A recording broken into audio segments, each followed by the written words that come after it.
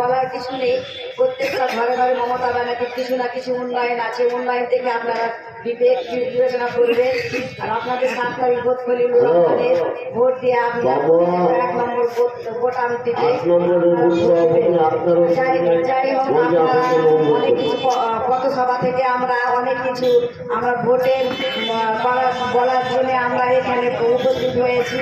প্রত্যেকটা মা বোনদেরকে লক্ষ্মীর ভান্ডার থেকে শুরু করে ওরা নিজেই ওরা ভোটটা দেবে। কিন্তু কেন আমাদের সুদূর গোলাপ থেকে আমরা প্রত্যেকটা সজাগ, কিন্তু প্রত্যেকটা ঘরে ঘরে কিন্তু আমাদের মমতা ব্যানার্জি উন্নয়ন যদি বলতে যাই আমরা অনেক কিছু উন্নয়ন আছে, উন্নয়ন বলার শেষ হওয়া যাবে না। তো আমরা একটাই কথা বলবো যে প্রত্যেকটা 1 নম্বর খলিলকে ভোটটা আপনারা দেবেন।